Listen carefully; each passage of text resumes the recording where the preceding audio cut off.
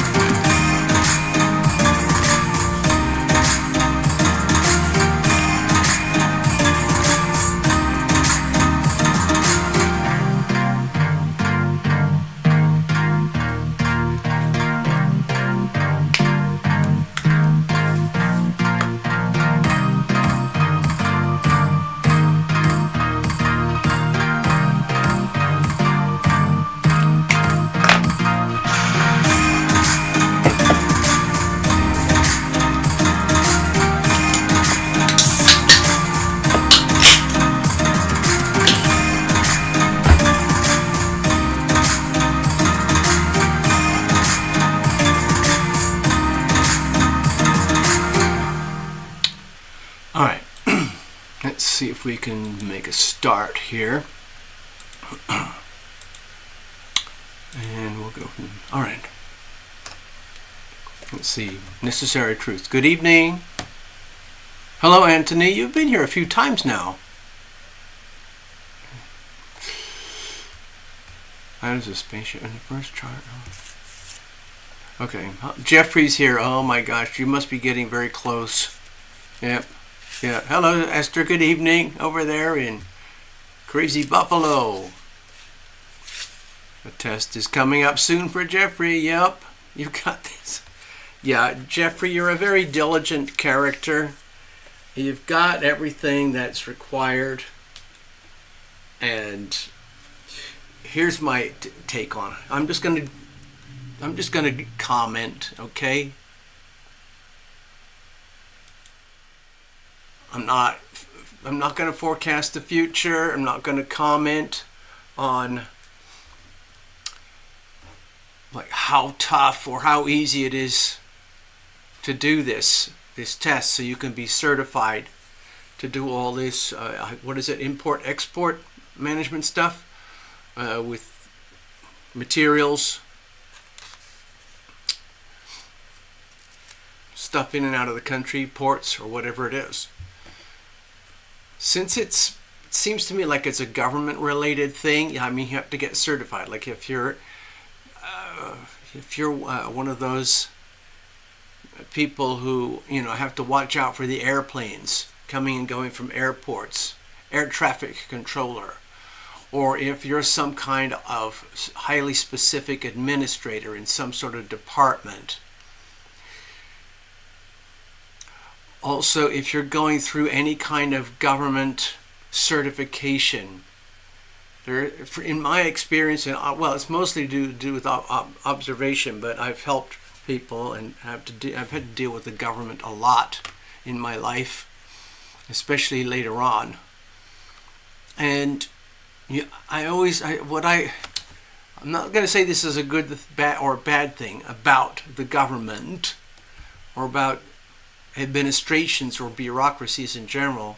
It's just that the way they operate is just, they have to find a way to fit you into their world, and their best way to do it is through these tests and these exams and everything. And in my opinion, you're already there, all right? But it's more about adapting to the culture and getting in and understanding, like with some of these government things, if you're not already an insider, it's almost like you're guaranteed to fail, because they're like trying to test your resilience, and then they say, well, you know, you have to come back again. You got to just try again. A couple of things weren't quite right. Keep going, but we need to check the boxes. We need to get everything kind of lined up. You know, I'm a little bit like that myself. I like my pens to be in a certain way. I like my bits of paper to be in a certain way. Filling out forms, administrating and managing things. Anyway, a lot of it is about the culture and the bureaucracy. But my feeling is that you're going to make it. It's about, what's another way to look at it? Oh, initiations. You know, I don't know if you ever had this at school or when you had to go into some kind of society or some kind of special group. You have to go through an initiation ceremony, which is sometimes really ugly and brutal. I had to do a lot of this when I was a kid because I was dropped into these very elite environments, which I think, looking back, were very weird, but they were like, it's not cults exactly, but cultures, where everything has to be a certain way, and they want to test you. And so they put you through these completely irrelevant, meaningless pressure tests so that they can try to decide and figure out, what kind of person are you? Are you going to be one of us? Are you going to betray us? Can we trust you to be, you know, on side? Okay. All right. Anyway, I just thought I'd mention it. I think you're going to be just fine. It's just part of an initiation. All right. Let's go back to the stage for a minute. All right. Here now. Let me just. Oh gosh, a lot of people. So give me a chance. I just wanted to catch up with the chat here a second. Okay. Okay. So the test is coming up soon. All right. Yeah. You feel good about it? Excellent. So you should. What's the date of the test, Jeffrey? FTL, look at it. Oh, God. 5 April 1st. Okay, we'll take a look at that. Thanks. Okay, still got to pass a background test. Uh-oh, yep. After I pass the test, so who knows? I'm sure you're going to be just fine. Chart check day. Okay, well, you know what? Let's do that.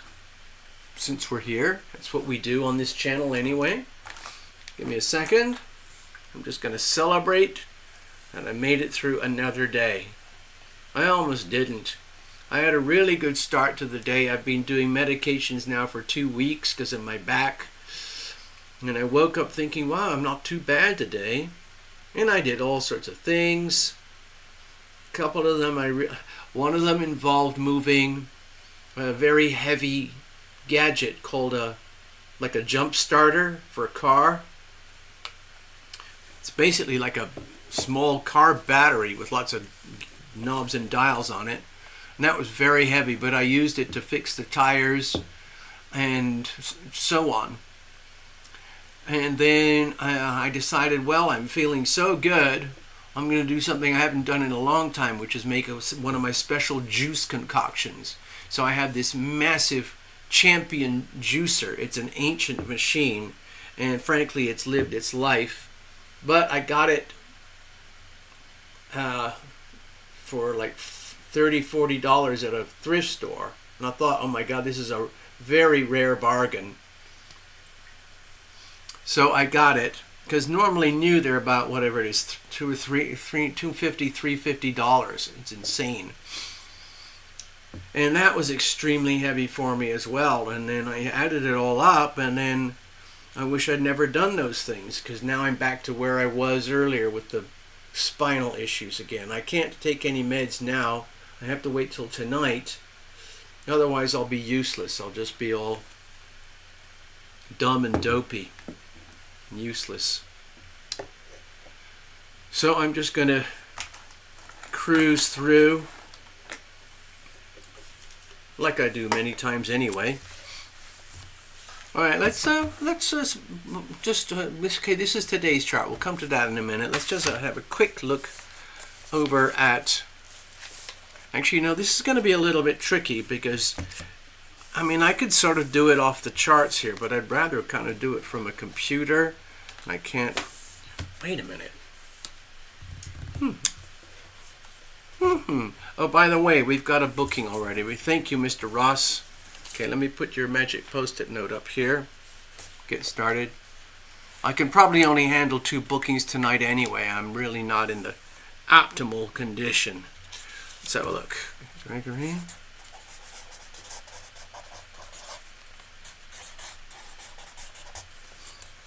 There we go. Okay, so I'll just put that there for now.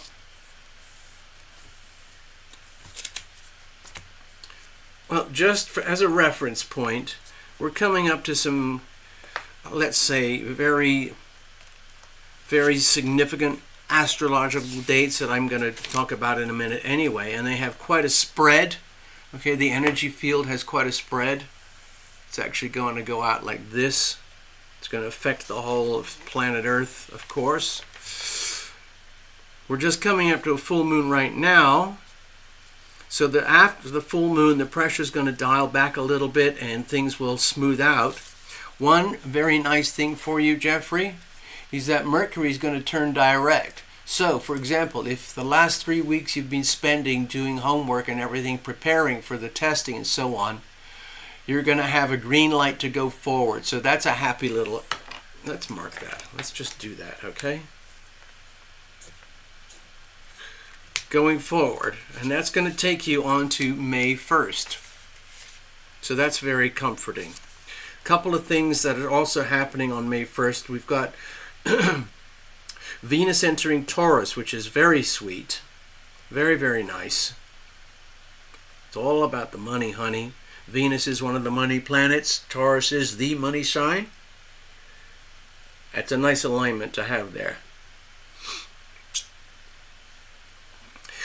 A little bit of a tricky one is that Neptune is at the critical degree. It's heading there. We're not quite there yet, but it's there, and it's going to be there for the whole of May. And you're actually on it, exactly at the critical degree over here. Well, no, it's not. It's actually over here. But anyway, you're heading into it, 28.5 degrees of Neptune. So my feeling is that it's potentially, Saturn is still in Pisces. That's okay. Just don't read anything into that right now. Jupiter's still in Taurus. Again, that's very beneficial for you for the money side of things. Saturn is in Pisces, testing anything that's fake. I think you're going to be fine. Mercury will be in Aries. Okay, so that's good for having a really sharp mind and allowing you to, let's say, the way I would say it is kind of okay, the moon is in Aquarius, so that's really nice and harmonious. It's a square. The moon will be square to the sun. Sun will be in Taurus. There's a lot of very strong, soothing Taurus energy, which I think will be beneficial for you. Let me go back over here for a second. If I recall, you have a lot of Capricorn ingredients. So with this surge in the Taurus energy, that's going to be very harmonious for you. Also, the big scary thing with Neptune in Pisces, that's actually harmonious for you. It's not necessarily that way for everybody, especially if your name's Mike Johnson right now. So another thing would be Saturn and Mars right now, very beneficial for you. There's a lot of good astrology for that day for you in particular. Okay? So I feel that the Mercury in Aries will allow you to operate with a very sharp, crystal clear mind, where it's like you already know the answers before they've even asked the questions. And then you trust your gut. It's like being in a Tom Cruise movie, and it's like, did you ever see Top Gun Maverick? I hope so. I loved that movie. It was just pure, military fantasy land, male adrenaline, ego rush type of thing, heroic, all that stuff. And there's Tom Cruise doing his tough guy thing, and they're zooming through the sky. Tom Cruise is the leader of the pack in their F-22 Raptor, the most deadly machines on Earth. Maybe it was the F-16. I don't know. I think it was F-16s or F-22s. The fiercest, most deadly air fighter jets imaginable. And there's this scene where some of the trainee fighter pilots are being outmaneuvered by Tom Cruise, of course. So they're doing all these crazy things in the flight, like,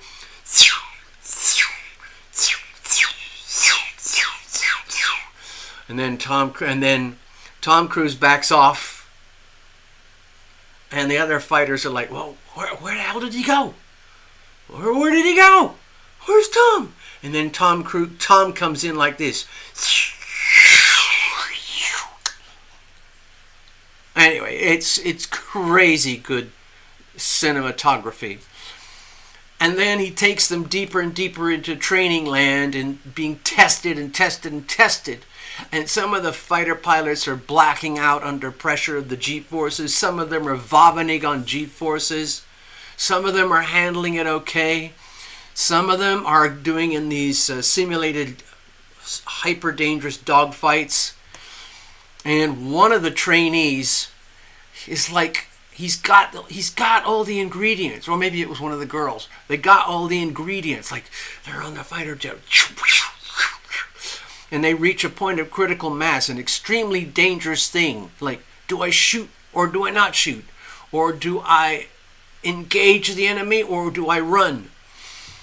And Tom Cruise comes up, flies up next to him and says, I'm going to use nice language. He says something like this. He's just, stop thinking! Just do it!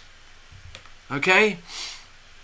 In other words, it's just like, that's what I'm sensing with the Mercury and Aries thing. It's a very, very powerful energy that endorses that saying. Stop thinking, just do. It's on the understanding that you already know, you're already qualified, you already know what you're going to do, how you're going to do it. It's just a matter of execution. So you just do it. You don't think they're going like, oh, maybe I should have done, oh, I don't know. Oh, should I double check number 3A? I don't know. My brother had a lot of that energy inside him. He could just walk into an exam room as a kid, sit down, I can go, got it, here's the paper, thank you very much. And of course he gets an A every time. So some people have got it. You'd love a reading. Tina wants a reading. Oh, God. Oh, Tina. Tina, I'm overwhelmed as it is. How about this? We'll do Gregory, Tina, and Jeffrey, and that's it. And what we'll do, Tina, we'll put yours in the piggy bank. Unless Jeffrey wants to just get a fabulous freebie from Pay It Forward, and then maybe you can spot one for somebody else another time, assuming you ever show up again. Okie dokie. All right, okay, well, we'll figure it out. How about this? Okay. Anyway, I hope you like my story about Mercury and Aries.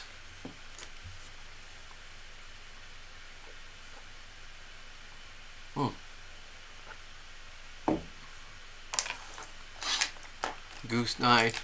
Oh, necessary. You're talking about one of the pilots. I see what you're talking about.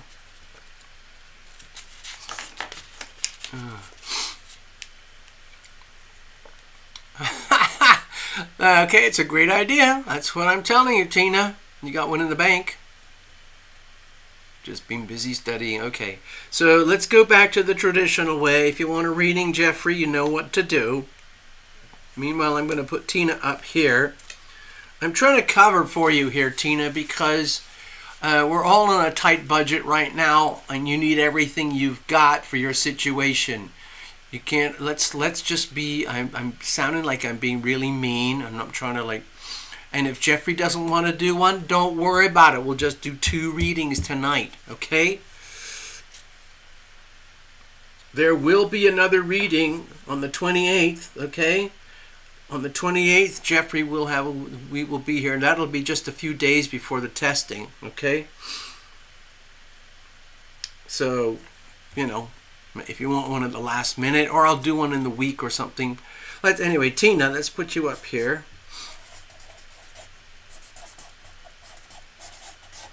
Alrighty, let's have a look. Well, God. All right.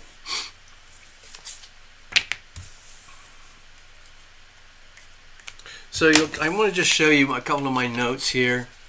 21st of April, 2024. Watch out. Jupiter conjoined Uranus, 21 degrees Taurus. That's today. I made one on the 18th because it was so close. But really, we've been dealing with it for the last I would say, couple of weeks, because Jupiter is big and slow. Uranus is very big and very slow. So for them to conjoin, it isn't like a Mercury thing where it kind of goes, Mercury conjoin Sun. Oh, Mercury conjoin Sun. Mercury conjoin Venus.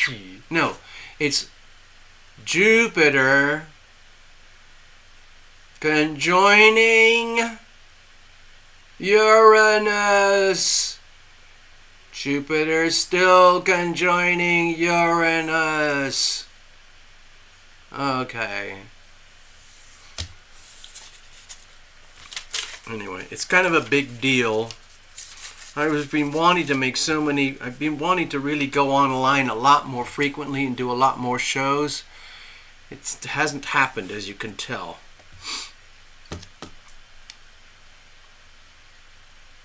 Well, we're pretty much coming up to the, well, it's actually, I guess theoretically it's tomorrow night, but, well, it's close enough. Well, you know what? Let's just go straight to it. Come on. I'll put this over here for reference, okay? Thank you. Oh, by the way, again, everybody, I demonetized that video. I'm deliberately demonetizing. They automatically set the monetization up because they want to make money off YouTube channels. But in my situation, I'm deliberately turning it off. I know a couple of channels who do not monetize their videos. They do the videos because they love to do it.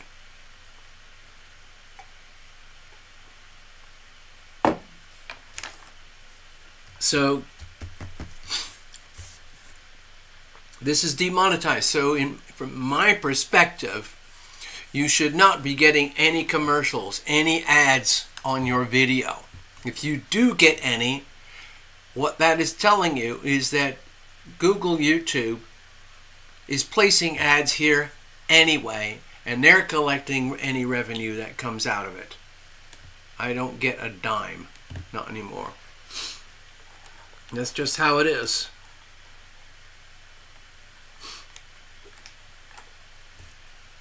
So, okay, here we go. Here's the little chart I made. See if I can show you close up. It's kind of a mess because things are so tight. There's a lot of compression right now. There's Pluto in Aquarius, okay? I know it says Capricorn, but it's actually here in Aquarius. It's just at the 0, well, it's at the 1 degree or 2 degree mark right here. It's in a very loose, comfy harmony with the moon in Libra, but that's not going to last for more than a day or so. Saturn, Mars, and Neptune all squashed up here in Pisces, the 12th house for the world. The North Node, Chiron, Mercury, and Venus all squashed up here in Aries. And then, as of a couple of days ago, the Sun is now in Taurus, and we have Jupiter and Uranus conjoined right here at a critical degree. So, good point necessary. Let's go straight to that point. Okay, so this is the Aries Libra axis, right? We're all familiar with that because that's very much about fundamental relationships. First house of self, sovereign selfhood, identity, me, me, me, me, me. Seventh house of other, the house of open enemies, the house of marriage, the house of fundamental primary partnerships, the house of marriage. And it's right on the nodal axis. That's going to disappear quickly. This particular little line here is going to amplify. In a couple of days, that red line is going to become very thick and fat as it moves here over the next, actually it's just in a matter of hours. But right now it's very early. So right now, I'm just going to dive into this quickly here. Everybody in the world is looking at themselves and their relationship with everyone and everything around them. For a lot of global, we the people type citizens. In other words, you're just average Joe or average girl or boy. Your average person, not your elites. Actually, some elites, yes, are starting to seriously, very seriously question your relationships, because so many aspects of our lives filter through the phenomenon of relationship. We take it all for granted, and people come and go in our lives. We have relationships with our parents, our siblings, our nieces and nephews, aunts and uncles, our fellow students, our co-workers, our random people in the streets. Those are relationships. Libra is the primary relationships, chosen relationships, deliberate relationships, like a business partnership or like a marriage or a really good bond of friendship where people commit to each other as friends, and it's an open, mutually appreciative situation, mutually beneficial. That would be a healthy expression. Now, with Libra on the South Node, what we're looking at is all the unhealthy aspects of relationships, which is to do with things like codependency or piggybacking on somebody else, or taking the relationships for granted, or being blind to the reality of relationships, or deliberately defaulting to the relationship status even though something might suck or smell really bad, because you're too scared of the unknown about what happens when we dissociate from an unhealthy relationship. Obvious examples are going to be you and your financial relationships. Who are you trusting with your money, for example? Is it a bank? Is it your sofa? Is it your pillow? Is it your partner? And so on and so on. Who are you trusting as your leaders? Your relationship with your leaders. People that we're fundamentally tied to in our branches of government. We're realizing that some of these are hyper dysfunctional relationships. We might have vested huge amounts of trust to discover that our politicians are complete traitors. So a lot of that is under question right now, and you can see it everywhere in the world. Pretty much everywhere on Earth right now, as we predicted years ago, is in a state of revolution, upheaval.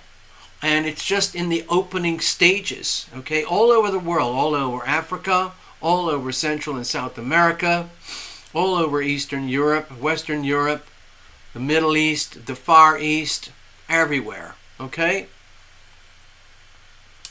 So that's going on. Basically, a lot of people are coming out in the streets and screaming and yelling and protesting about how they are sick of being treated by elected or unelected officials and elites in whom they may have previously trusted.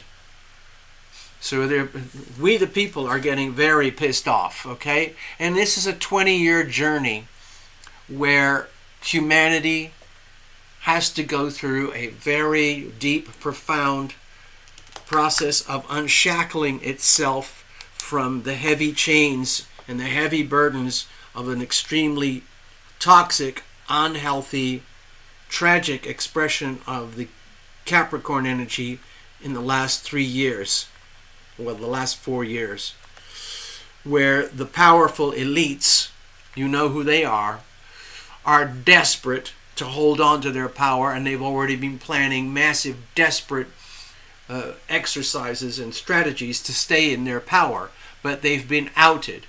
Pretty much everybody in the world now is aware that there are these invisible elites that somehow seem to manage to steal our energy and control and manipulate our lives without our permission.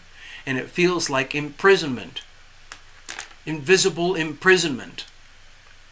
And people are saying enough is enough is enough.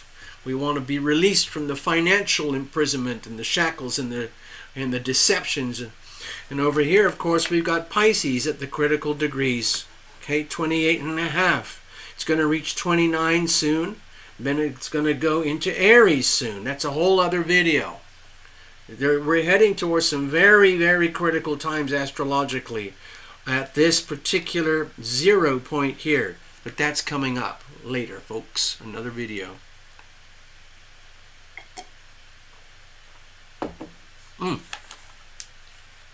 The TikTok decision today. Well, I actually haven't looked at too much of it because that TikTok thing was rolled in with a bunch of other stuff. It's a two-sided thing. There are some people, I think it's probably like Rand Paul or whoever, who are like, you can't just shut up free speech. Yes, it's a theoretically very toxic app. It has a lot of spyware, and it is used and abused by the elite. But it is a form of free speech. So, anyway, some people want to shut down TikTok completely. Some people want to do a compromise where TikTok has to become totally Americanized and disenfranchised from China. Yeah, they have TikTok in China, but it's operated with different algorithms. As far as I know, the main servers for TikTok are run by a company called Oracle, which is based over here in California. But if you do a deep dive on the TikTok business, it's got multiple stakeholders and owners across the world. Mostly it's like the BlackRocks and the Vanguards, big banks, secondary corporations, other telecommunications operations, computer and pre-existing softwares and stuff like that. It's understandable. I actually really loved my TikTok when I had it until they shut me down. Oh well.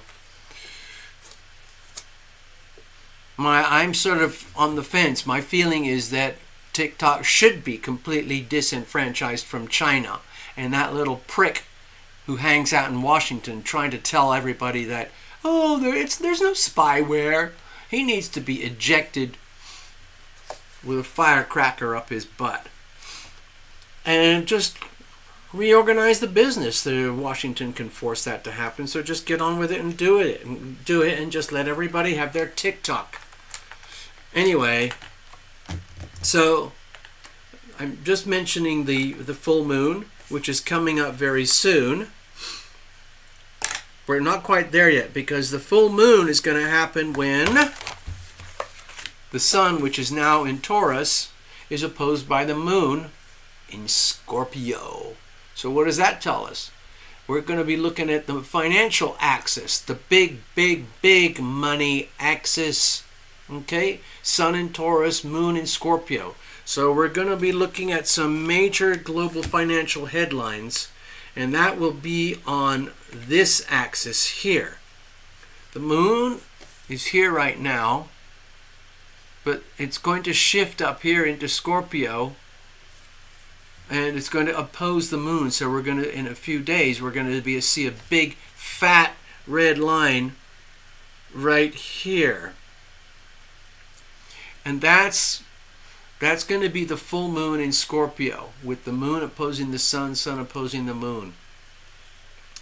What we can look forward to there is where it's already building up, where the global financial system is under extreme duress, and it's going through really profound changes, whether we like it or know it or not.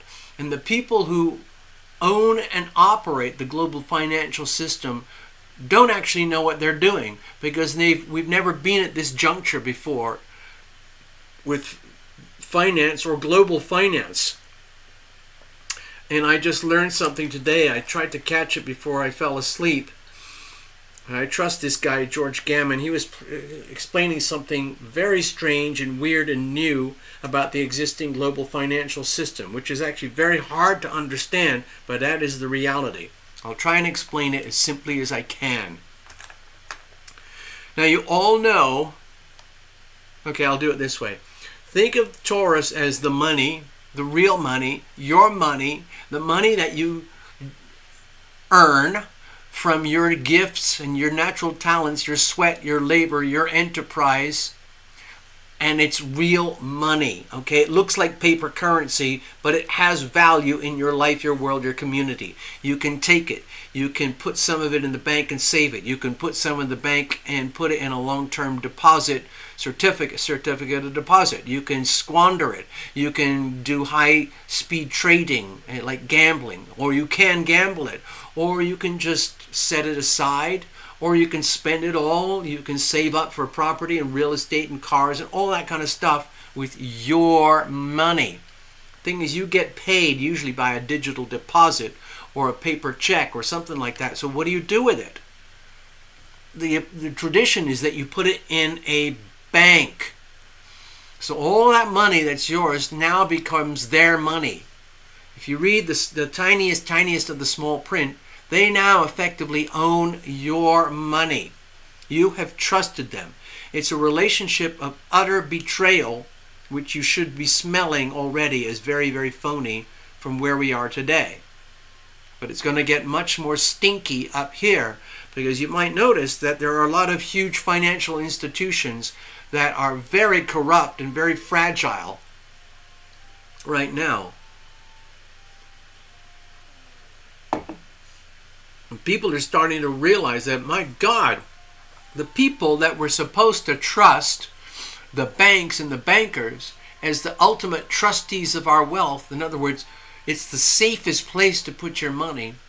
It turns out it's one of the most dangerous places you can put your money if you insist on putting your money into the trust of somebody else. And that's a huge problem across the earth right now, because everyone on earth that isn't one of the elite bankers is starting to realize that these elite bankers take your money and they play with it for their profit at your expense. They just don't tell you about it. They do it all in the dead of night. They give you little scraps. Like right now in the United States, you could probably go to one of the big banks like JP Morgan, Chase, Wells Fargo, Bank of America, Citi. And if you had $100,000, you could maybe put it in there for a year under a certificate and get 5% interest. In other words, at the end of a year, you'd get cumulative about... sorry,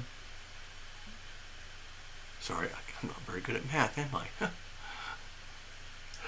I? You get $5,000, okay? And that's not too bad. The stock market, you might get 7, 8, 11, 12, 13 if you're hyper smart and you know what you're doing. On the other hand, the stock market might only yield 2 or 3 or 5 or 7%, depending on what's happening with the S&P 500. So what do? Personally, I like the number 8. I think we should have a fixed number 8. You put your money in, you get 8%. They live off the margin because they lend out at 10, 11, 12, 13%. And they have to live on the margin of 4%. That's my plan. But they don't do that. They used to do something similar many decades ago when I was a little child. But the banks got more and more greedy the more and more they realized that we, the people, are so stupid that we actually trust them. So now there is really zero reserve banking now. They don't really have to have hardly anything in the bank to back it up. So anyway, it's a very scary scenario. Let me describe the little thing that I was mentioning since you asked, okay, necessary? Let me see if I can illustrate this. George Gammon did this. I don't know if I have the ability to present it as a chart. Okay, so let me just do America. Okay, so we all know this chart. Okay, roughly like this. We know that the value, let's say this is US dollar and this is time. We all know since 1913 up till now, the US dollar had value. It went up, it went down, it went down, up and up and up and down. And here we are. Okay? Today the dollar is worth like 95% less than it was back in 1913 when there was real money.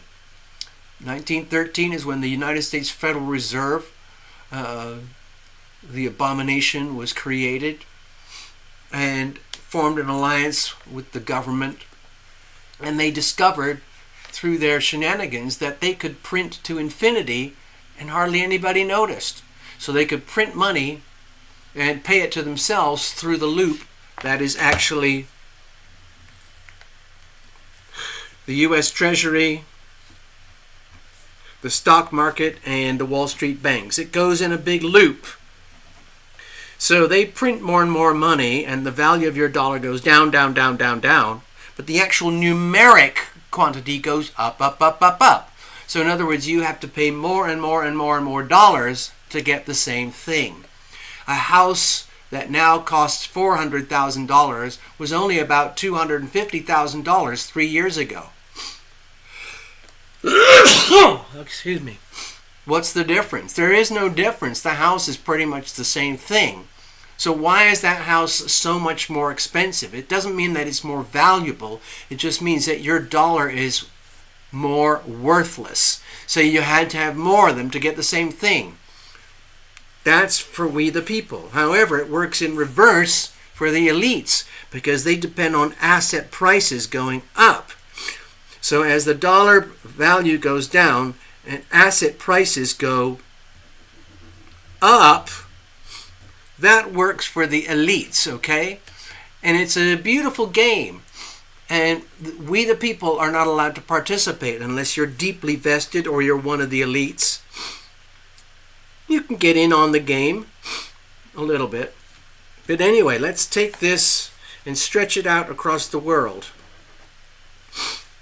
The dollar is the world reserve currency because they figured out the game plan before anybody else, and they've stuck to it because it works so well for the elites. Okay? So, it's a beautiful game, and the better they get at it, the better they get at it. And the worse and worse and worse and worse it is for us, for we the people. And so they decided, let's spread this out. Let's say this is 1945, and then we get up to 1971. So there's the Bretton Woods Agreement, where they're going to have the gold standard, and there's 1971, where they realized just in a matter of a couple of decades that the gold standard is very inconvenient because it makes it very hard to print money and create this shenanigans. So President Nixon scrapped it, and from that point onwards, 1971, massive perpetual inflation, which means more and more and more poverty for the working people, more and more asset values increasing for the elites. So that's where we are today. So, and when was the petrodollar founded? I forgot. 45. Well, that was sort of around here anyway. No, it was later on. But anyway, excuse me. The dollar became the world reserve currency. So there's the US dollar. US dollar. And there's everybody else. There's about 160 other world currencies. All of those, there's 160 of them, okay? 160 other currencies, and then they are fundamentally connected to the US dollar. So, with this shenanigans going on, this has a direct impact on all of these other countries and their currencies. Now remember, the United States dollar is a fiat currency. It's fake. It's made up.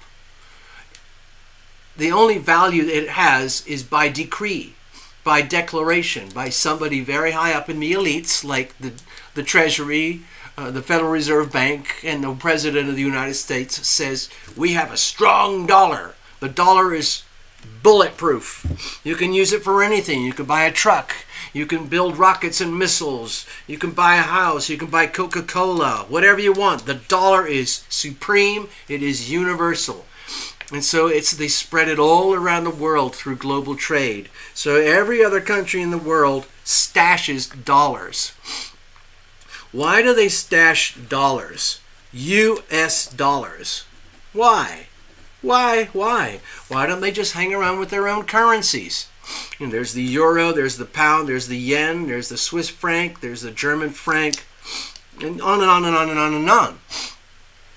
Well, the reason is that they're trying to preserve their own identity relative to the US dollar. So their money looks different. It's the same thing. It's just bits of paper. Very, very fancy bits of paper that are really hard to fake. And they call it money. So this stuff over here is fiat fake money. This stuff is fiat fake money over here. It's by decree. They just decree that it's worth so many dollars. So there's no point in even allowing for the gold standard in here because it becomes irrelevant. What I discovered today, specific, see if I can see that more clearly for you. 160 countries, and then there's the United States.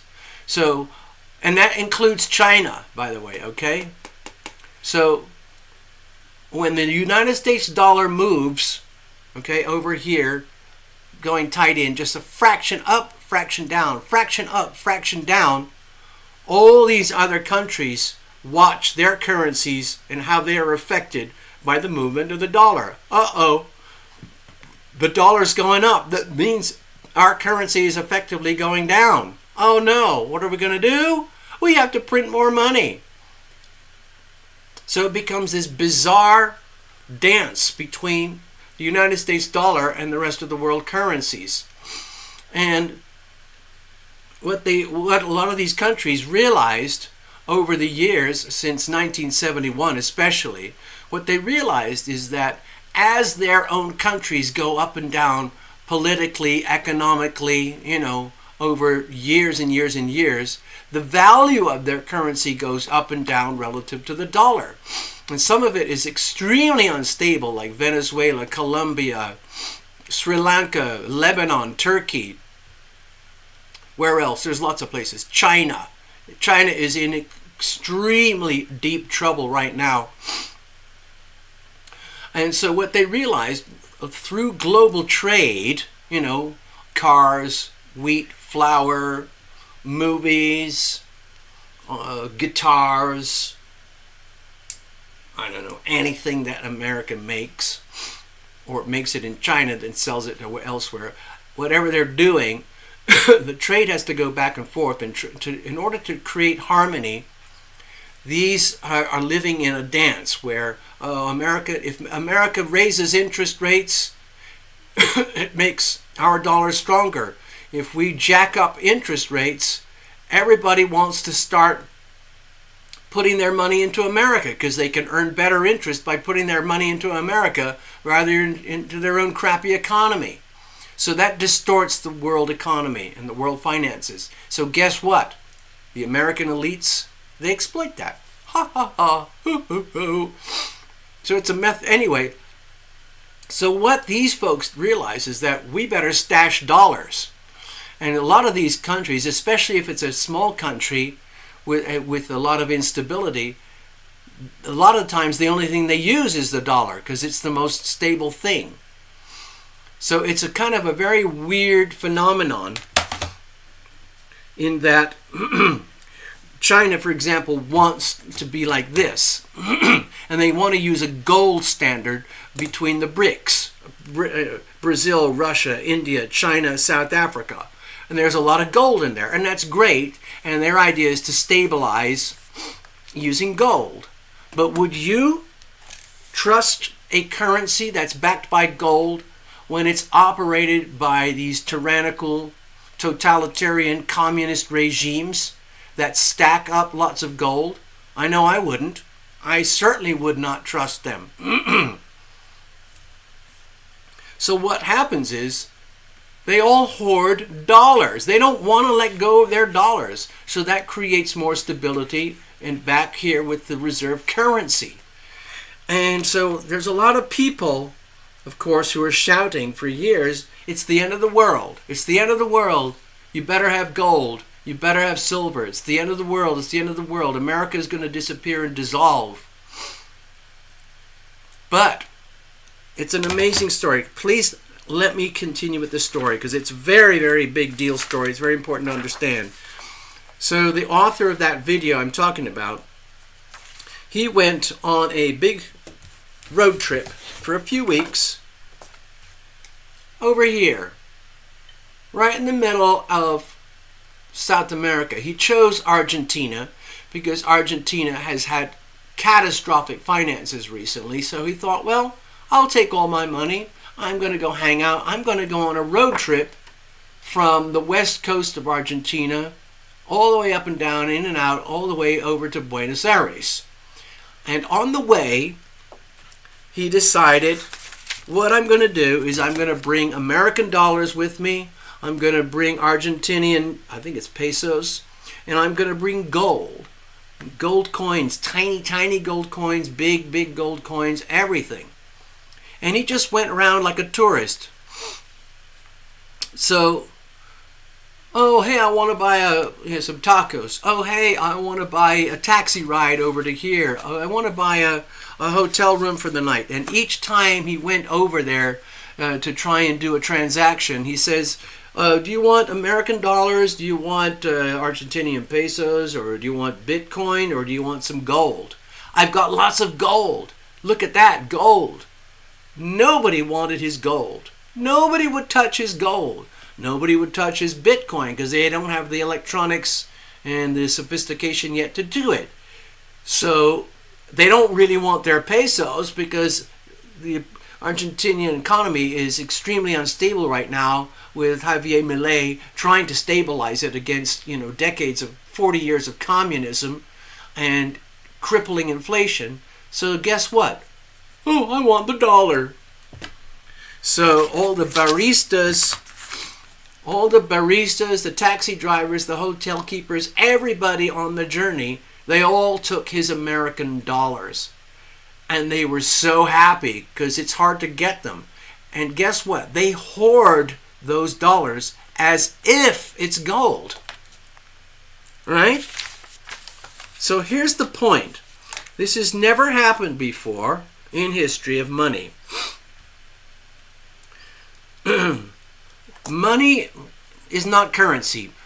Currency is a method of transaction. A dollar is always a dollar. You can move it all over the place and everybody accepts it. That's currencies. Money is exactly the same thing. It's exchangeable. It has recognizable value everywhere, and so on and so on. But it's also a store of value. Gold is recognized as a store of value. Whereas in America, the US dollar is not a store of value. It's just a token that you spend. Frankly, the faster you spend it, the better, because it's inflating so much that your dollar gets worth less every day. And gold stabilizes that. The thing is that a lot of countries, they don't care about gold because there's no point in caring about it, even if they've got it. That's great, fine, hold on to it. It is the best store of value, but it's extremely inconvenient. So the only other option is to go back to the US dollar.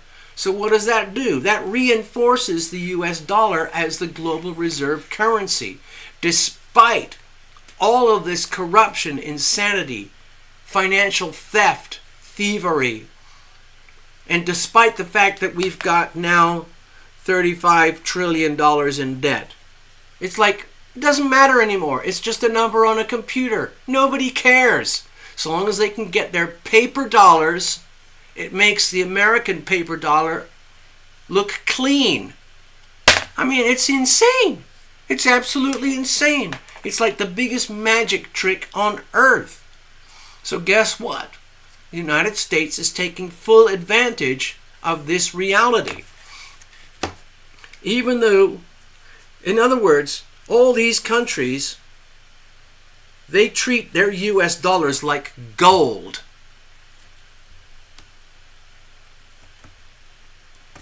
It's insane. It's absolutely insane. Makes no sense. But that's the reality. Okay, sorry, I was like going on and on, but necessary. You did ask something about the full moon. It's a realization.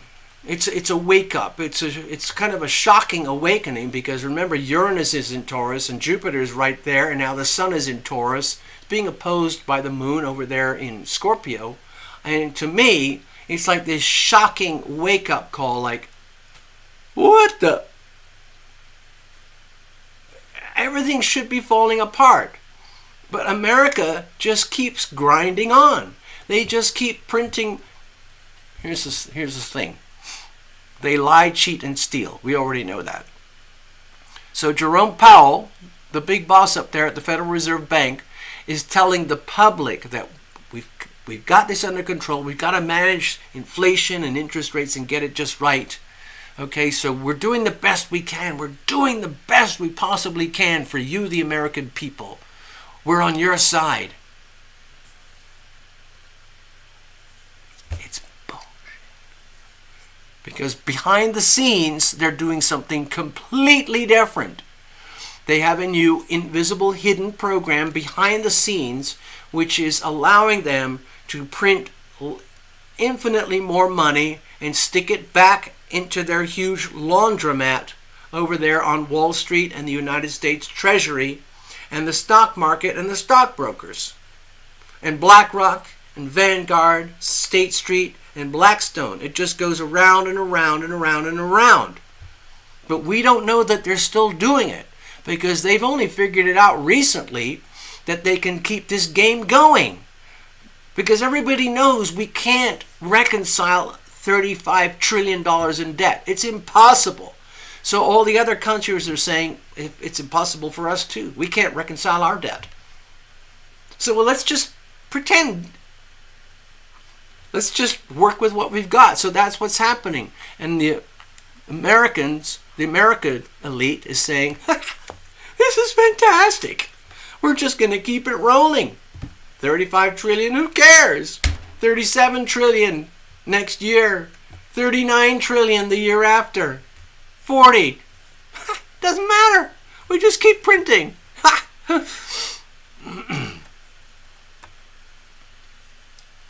What's that? Interesting you're saying that. I worked at a psychic fair in a hotel nursing, and one of my clients was just visiting from Canada, and she tipped me $20 and I can't use it anywhere. Oh, it's a Canadian dollar? Oh. Right, there you go. So, there you go. Oh, Canadians love American dollars. Anyway, Necessary, you did ask about the full moon. It's a shocking realization that the game is even more advanced and complex and subversive and criminal and invisible than ever before. And so the owners of the game, the elites, are just going to keep doing it, because there's no other game in town. The only possible other game in town is what's happening right now in the world of cryptocurrencies. Oh no! Yeah. Bitcoin,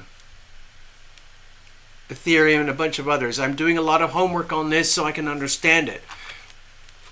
Bitcoin and a couple of very, very special tokens, one called Hex and Pulse Chain. They operate in, I would say, it's pure. It's pure. It's very, very pure. Once you get into the world of Bitcoin and Hex, Hex is a token which translates as a currency, and it has a market. It goes up and down, and they work very, very differently. But the idea is sovereign wealth, your money. So why not keep it? And so there's a guy called Richard Hart, and he's really, really far ahead. He's way ahead of Vitalik Buterin from Ethereum. What Richard Hart is doing, he's trying to create a standalone world where it has its own currency and what's called its own on-ramps, off-ramps, its own value, its own storage, where you are your own banker and you earn your own interest that you can pay to yourself through basically what amounts to computer code. Anyway, you know Coinbase was being sued. You know Ripple XRP was being sued. You know Sam Bankman-Fried was being sued. Well, Richard Hart is being sued now.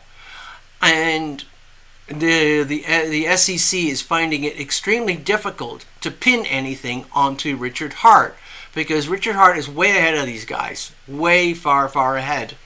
Richard Hart has hired 11 attorneys, the attorneys that have already been successful with the previous situations.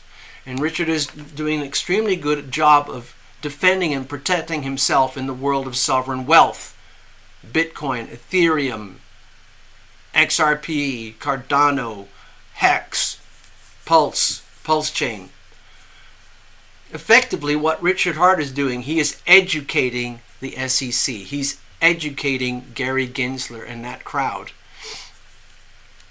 But they're terrified of him. They're absolutely terrified of him, because he's figured out a way to break free and claim your sovereignty. So there we go.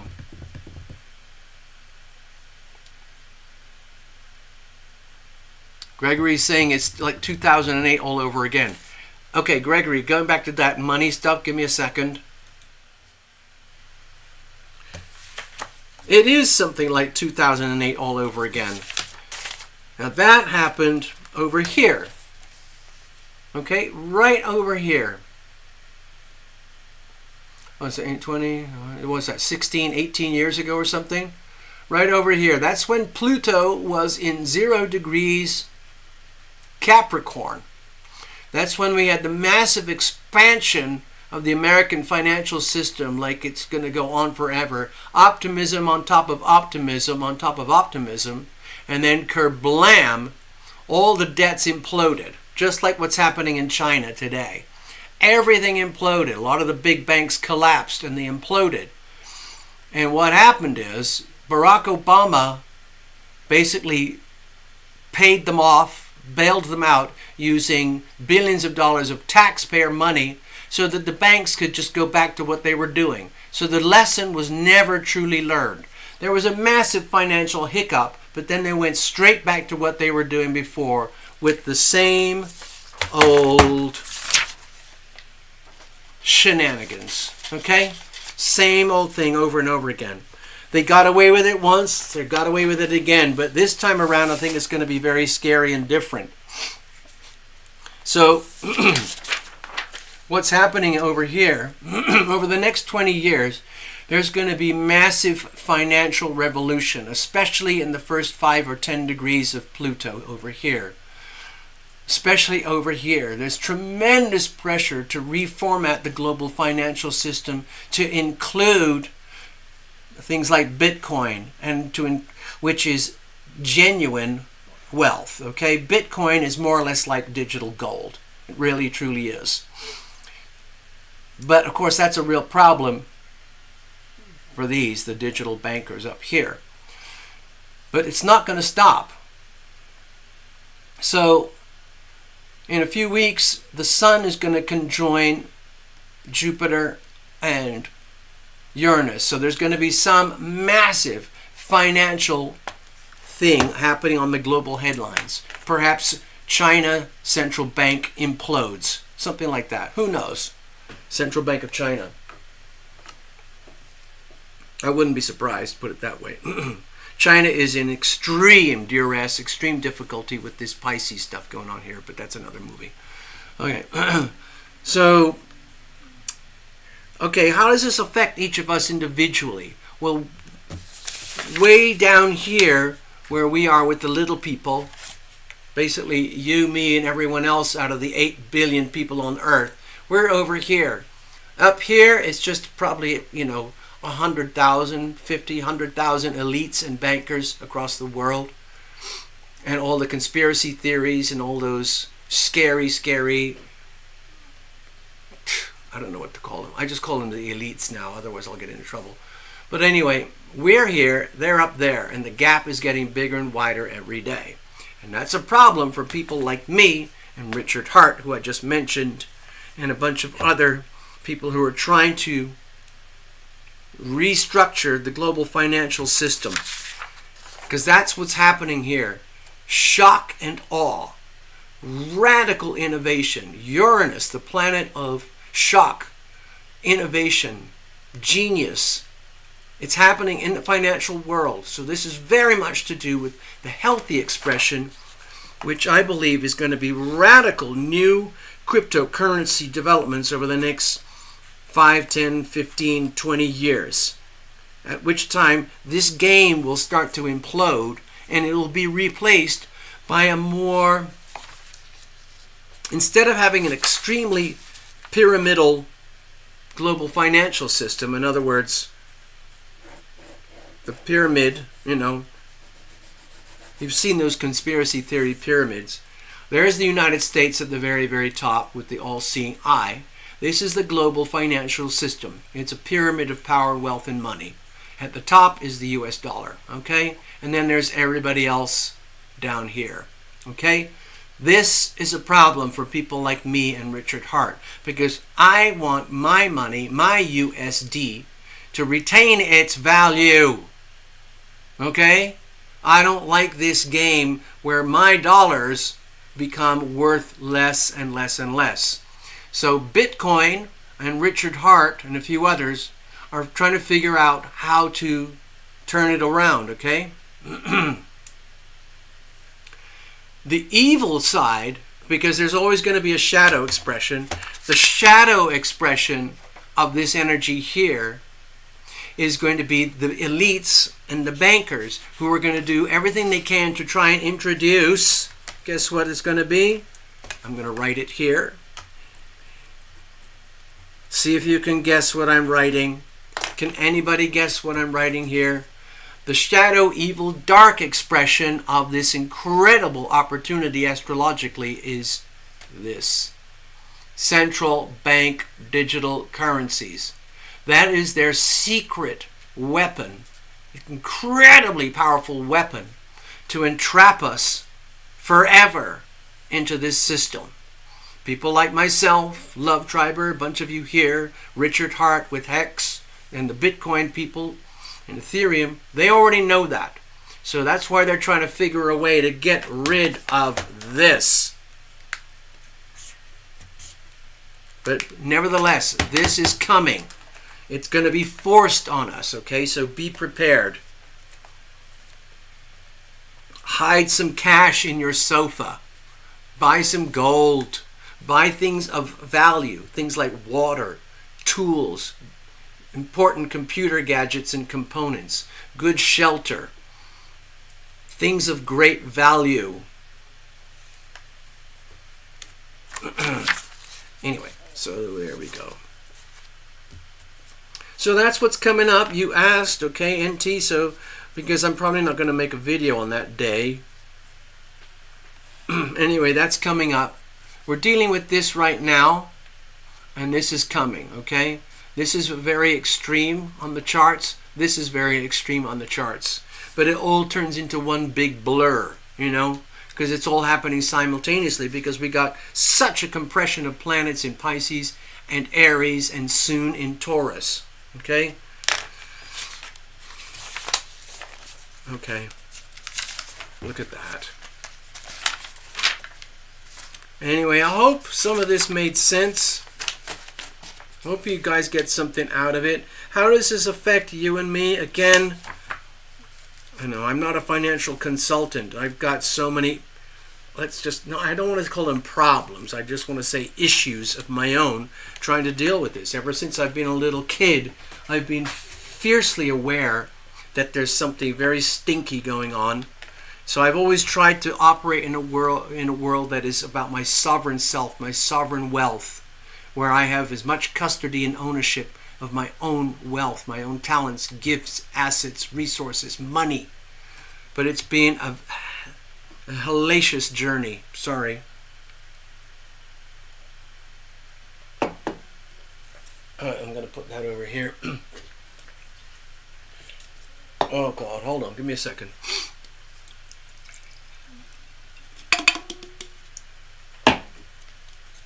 I study all sorts of financial things, trying to understand and coming to terms.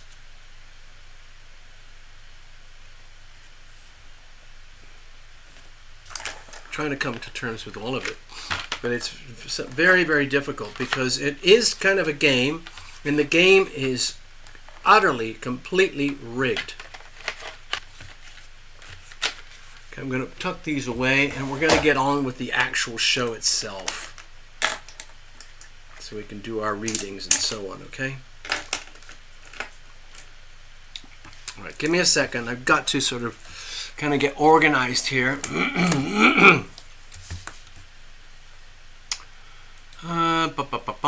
Okay, give me a second. I gotta get some cards out. I gotta get shuffling.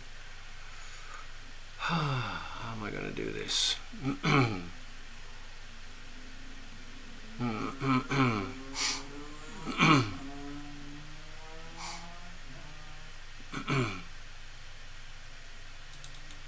All right. Okay, let's see. Let's do this.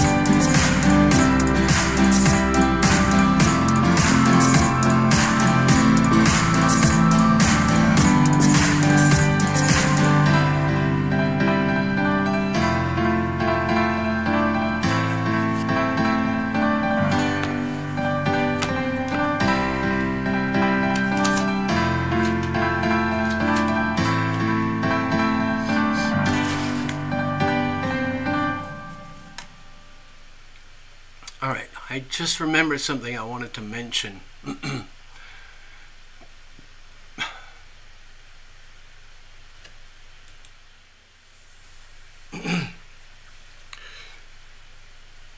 I've been watching what's happening in Congress recently, of course, with all the political stuff going on, all the shenanigans going on with the candidates and the election coming up and everything. So we already know this is historic, okay? The stuff we're dealing with right now, I mean, history rolls on and on and on every day. But when you look at the astrology, It's pretty mind-boggling. We're dealing with the very end of a 250-year cycle. It's the Pluto cycle. It's very well established in global history, but people don't relate to it. They don't know it's to do with Pluto. They do know, a lot of historians mention the 250-year cycle. In the way it manifests is empires. Roman empires. Is it 1, 2, 3, 4, 5 cycles, whatever it is. The British Empire, Ottoman Empire, Austrian Empire, the Turkish Empire, the Egyptian Empire, the Greek Empire, all of those things had cycles where they rose to power and then they faded into history. It's the same thing with the United States. The United States was very, very active before Columbus ever arrived and after Columbus ever arrived, well before 1776. There was already a lot of commotion. Settlers, founders, battles, violence, wars, on and on and on and on, while what we call the United States was fermenting and coming into fruition and turning into a formal entity that was christened and defined on the 4th of July, 1776. And then we move on from there. The thing is, about that particular time, nothing had ever been set up like that before. The people who established the rules of law in this country did huge amounts of homework to craft their constitution, this thing, because they wanted to take all the best ingredients out of the most successful and happy previous civilizations. And they came to the conclusion that this is what it would look like. Okay? And so they laid it out in principles. And it looked like we the people of these United States and so on and so on. And then they had the Articles of Amendment. They had the First Amendment. We have to preserve free speech. We have to have the Second Amendment, which gives us the right to bear arms in order to defend the right for free speech. Without free speech, you got nothing. You've got nothing. You end up with a totalitarian, commie, tyrannical, SHIT hole. And that's what America was filled up with in the early days. All those people, the original settlers and the pioneers, a lot of them were for Western Europe, trying to escape all the tyrannical lords and queens and ladies and emperors and all of that horrific stuff. But anyway, here we are today, fast forward today, and exactly the worst things that could have happened have happened, because the founders and the original people who drafted this knew this time would come, because human people have an insatiable demand, lust for power and money and control. And once they've had a taste of it, a lot of them don't want to let go. And so that's what we have, and it's firmly established in Washington, D.C. right now. And there's this really existential battle going on between the so-called left, the so-called right, the Democrats and the Republicans. Anyway, some people call it between good and evil. All that. I don't want to get into or take sides. But one thing I wanted to mention is the treachery, the deception, the betrayal, the lies that are completely in your face now. They're doing it right in your face, okay? They're saying this, saying this, saying this, saying that, and then when the critical moment arrives, flip. In other words, it's a scam, it's a con, the whole thing. And so we had a massive showcase over the last few weeks, last few months, with this guy called Mike Johnson, who's the so-called Speaker of the House. He represents the so-called Republicans and the Conservatives and the Common Sense group, the Freedom Caucus, and all of that. And so he's got a slender little piece of power, and he has to face off against the massive machine that is the Democrat Party and the Democrat executive branch. and all the DOJs, the DOD, the WHO, the CDC, CIA, FBI, and all of that. So there's the little Republicans over there, fronted by Mike Johnson, and then there's everything else. So it's a kind of a David Goliath story. But we do have certain powers, and the beauty of the position of Mike Johnson is that they have the power of the purse. They can basically switch it off like that, and all the other folks and all the other departments are now starved of dollars. So, this guy, Mike Johnson, he was elected, put into place by the Republican Party to be their speaker, to be their spokesperson, to be the front person. And Mike Johnson put this really, really premium resume in front of everybody. Like, I am a Christian, I believe in the Constitution, and so on and so on. And he came across as this perfect candidate, representing the core principles of what America is really about. And it got very, very heated and everything. And he got into position to take over from where McCarthy was squeezed out. It turned out that McCarthy was a complete snake. He betrayed his own party, his own people. So guess what happened? Same thing. Mike Johnson did exactly the same thing. He went in there saying, we're going to do this, this, this, and this, and this to protect the Constitution. If we have to, we're going to shut down the government. We're going to control funding for Ukraine, for Russia, for Israel, shut off Iran. We're going to deal with all of that, blah, blah, blah, blah, blah. Sure, deal with China and everything. And at the very, very, very, very last second, he flipped and did exactly what the Democrats wanted, according to Chuck Schumer and Grandpa Joe and that crowd. And so that sent a shockwave to the other party, the Republican side, when they realized, my God, we got screwed again. In fact, we got screwed double time because we trusted Mike Johnson above McCarthy, and we got screwed far worse. So now, okay, so that's the point. Deception, betrayal, lies, treachery, treason. Okay? It's treason as far as I'm concerned. He's deliberately destroying the Constitution. Don't get me talking about Mayorkas.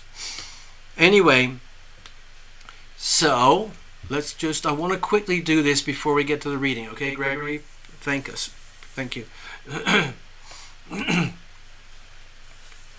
I was talking to Love Triber a lot recently about these aspects, and this is very severe aspects regarding the Pisces energy, and what we're witnessing is about 99% unhealthy expression.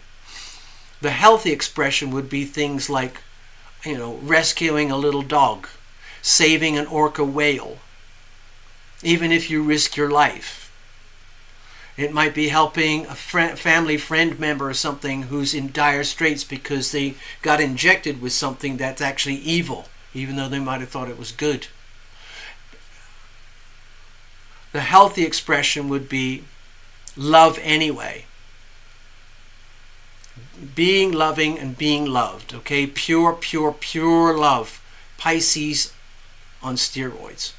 But because it's almost impossible to achieve that degree of idealism, what we actually see is the inversion of it, which is sickness, perversion, depravity, child molesters, child trafficking, violence, war for the sake of it, blood for the sake of it, and the accountability that's becoming very obvious because of Saturn. It's very obvious on our TV screens and our social media that massive amounts of evil are being perpetrated all across the world right now.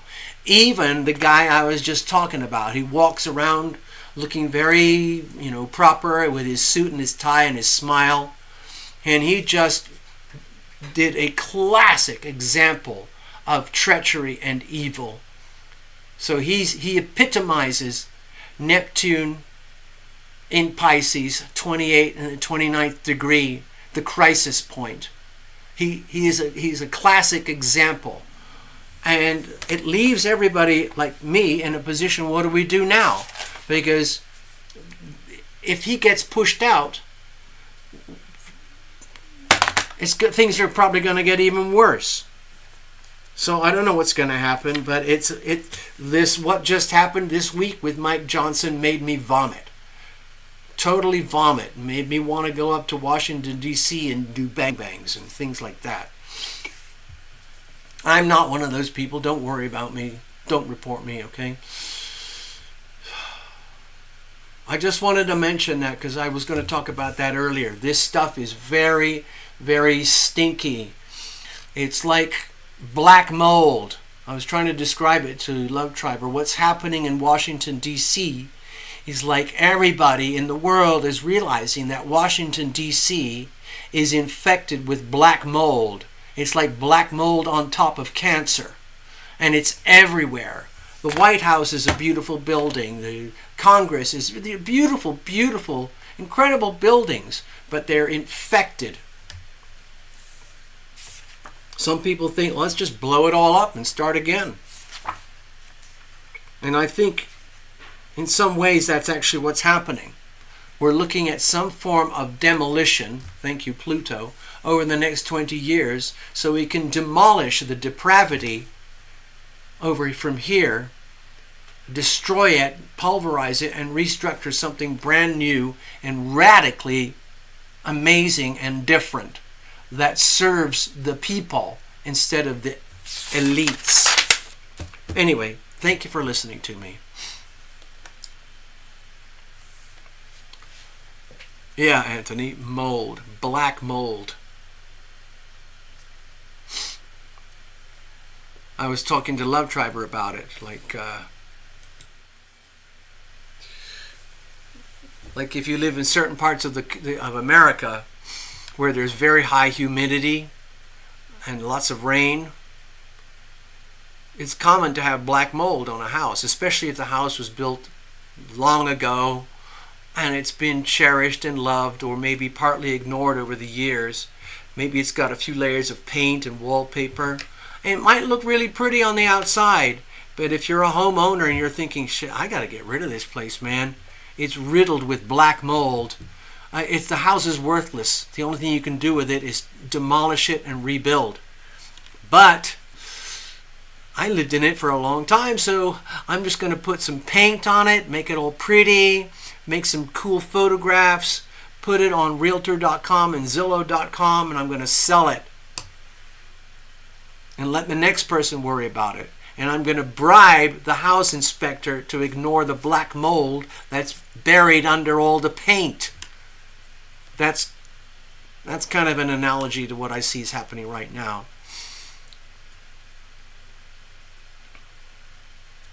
You can't see the black mold, but it's deadly. It's toxic. It'll kill you. Okay. Thanks for listening.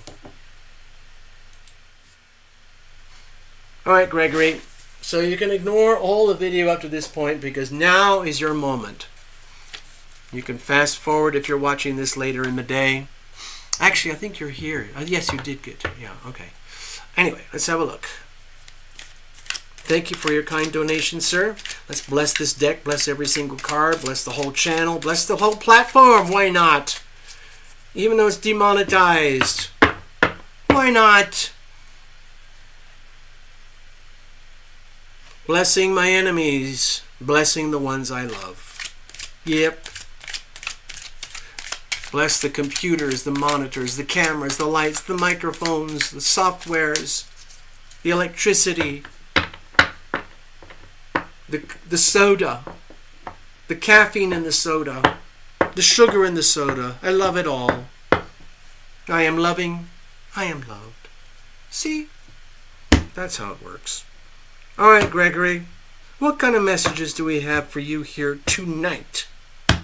Cresting up to the full moon any moment. The Taurus-Scorpio axis lit up very, very soon, but we're still on the Aries-Libra axis, okay? Here we go. Here's the situation.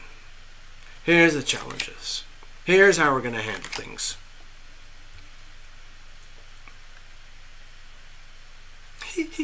All right, let's have a look. Oh!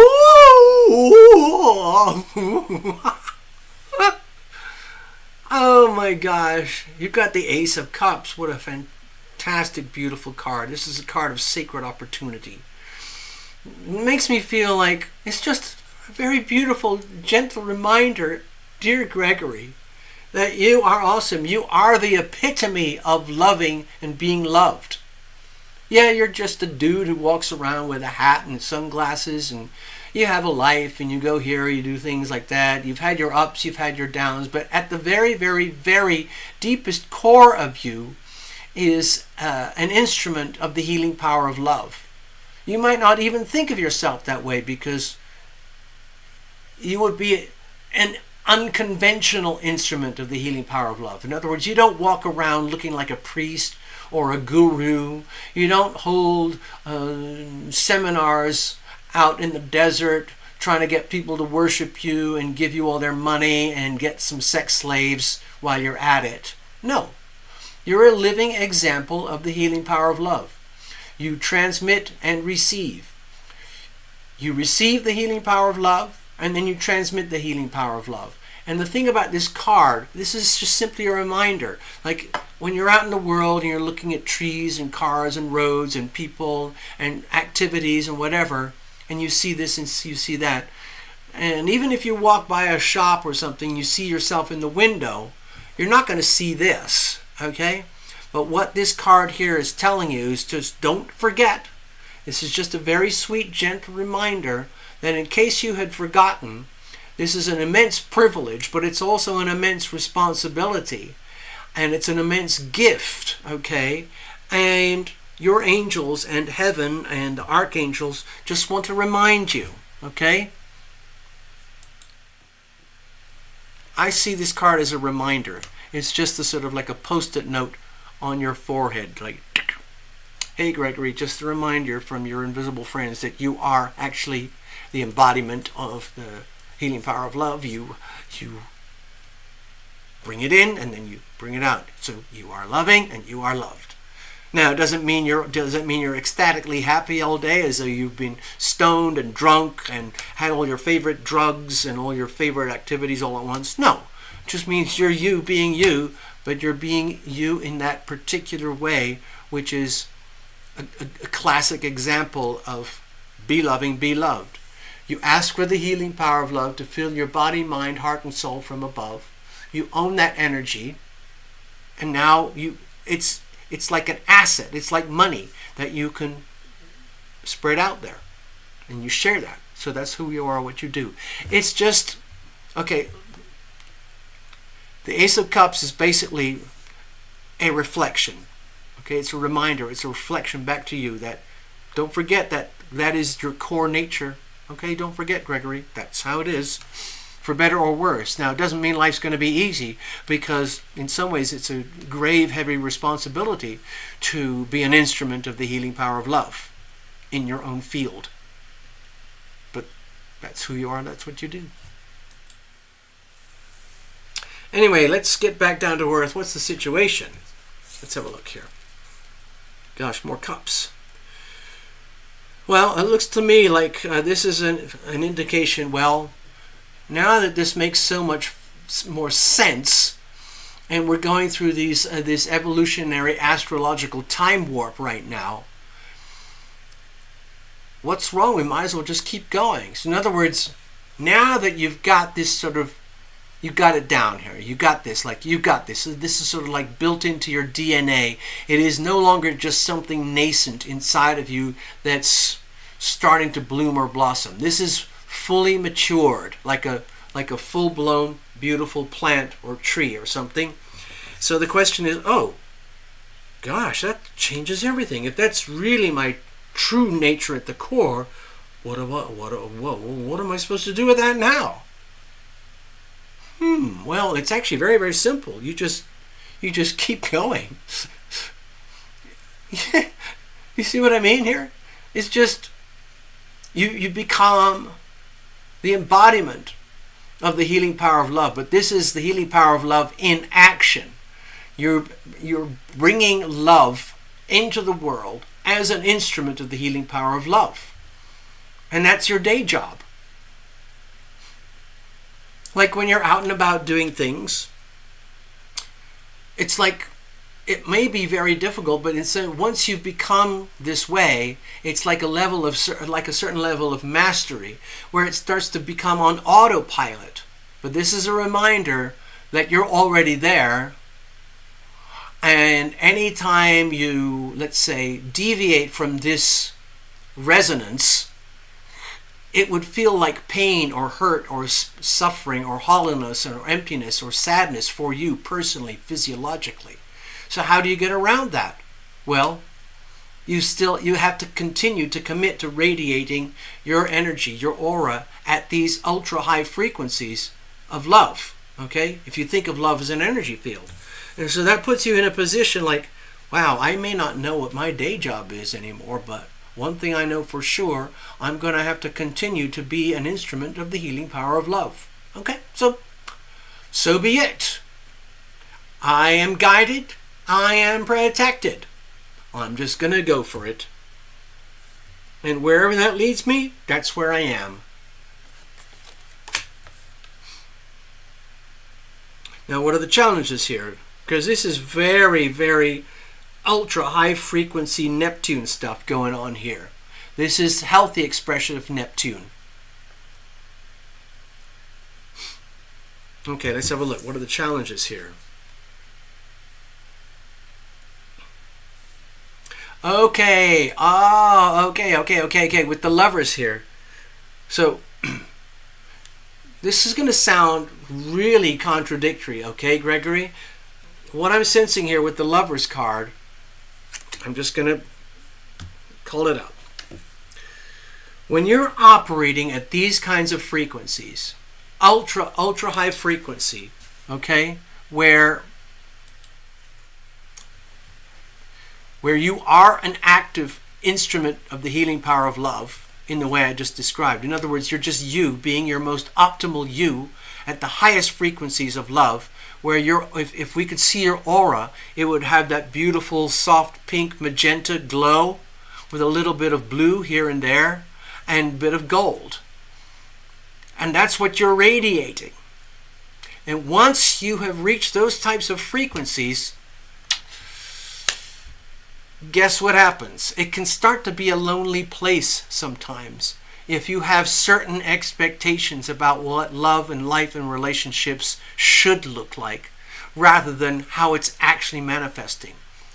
So, in other words, if you were, let's say, a highly compromised person and you had made the decision to be content with life, if just finding a way to scrape a bit of cash together, and if you had to cheat and steal and lie and compromise yourself, your morals, your behavior, your activities, just to get by, to get along, because you're spiritually incredibly lazy, then you would have basically a very mediocre life. It would be meaningless. The only way you could be happy is by self-indulgence. Like if somebody pissed you off, you tell them, fuck you. Or if you felt like you wanted to be happy, you get blasted out of your brains on some drugs or whatever. But the way you're operating right now, it's not a curse. It's just that you operate at these high frequencies where there's not a lot of people that you can hang out with at that level. And you might feel like, oh man, God, I'm pretty lonely around here. Like, is there anybody around there for me who could be my buddy? Somebody for me? Somebody operates at my frequencies? Is anybody out there? Yeah, okay, I'm an instrument of the healing power of love, but did anybody tell you in the small print that it's actually lonely at times? That's what I'm sensing, okay? There's a little bit of that going on, okay? So, that could be a problem, because operating in those frequencies, traditional relationship dynamics become either redundant, obsolete, or inoperational. You're operating in such a way where you're relating to others and others to you at those frequencies. And that doesn't necessarily look like a mate or a sweetheart or a sexual conquest or some kind of, I don't know. What's that word? What's that expression? Anyway, never mind. So, lovers and the relationships. That's what I'm sensing. Now, there's a secondary level is with the Lover's card is like decision making, because so many decisions depend on relationships. Who am I in the context of someone else or everyone else? Who am I? A lot of times we don't know who we are except through the reflection of a significant other or from other significant people. So that can be very disorienting. And so with the Lover's card, from the decision kind of point of view, you might be feeling like, God, if this is how I really am now, jeepers, man, if this is the new me, the new evolutionary version of me, because we just came out of those eclipses, oh my God, what am I going to do now? How am I going to function now when it comes to relationship dynamics with clients, friends, families, people to whom I'm attracted, people who are attracted to me? What happens if I start attracting people who want what I've got? They are strongly attracted to your aura because you've got this special super frequency love vibe thing going. But what happens if you don't like them? Like, how do I... it's very, very tricky, okay? So I can understand the problem. In case you're feeling that inside, I can definitely understand it. I'm trying to communicate it in such a way that it actually makes sense, so you can have an explanation for what's going on right now, your feelings at the depth of your heart and soul. All right, so how do you deal with that? Again, this is really super ultra high frequency Pisces stuff. That's what I'm sensing here. That type of energy is incredibly hard to manage, to navigate, okay? It's like being one of those, I don't know, people who goes on those space flights, like you're a space flight tourist, you go way up so that you can experience weightlessness. Can you imagine what it must be like where you're way above the surface of the earth? You're way, way up there. Hold on.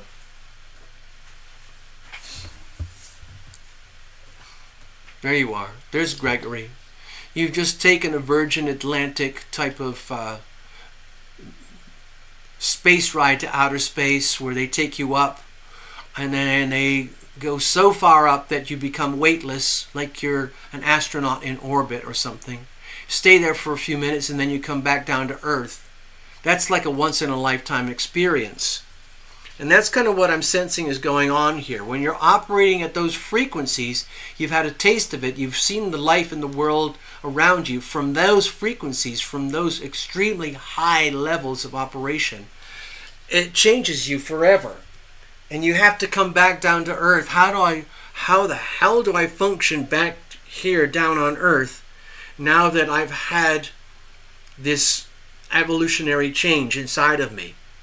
You can't go back. If you try to go backwards evolutionarily, you will just feel misery, pain, and suffering. So you're left with, you've got to go forward. But what does that look like? Let's have a look here. Okay, you have to embrace the actual, I would say, the Saturn element. The Saturn represents time. Saturn is in Pisces right now. Look at all these cups, cups, Pisces, love, love, love, love, love. Okay, so with the Four of Cups here, my feeling is that in order to navigate and move forward from where you are right now, you have to understand that you are,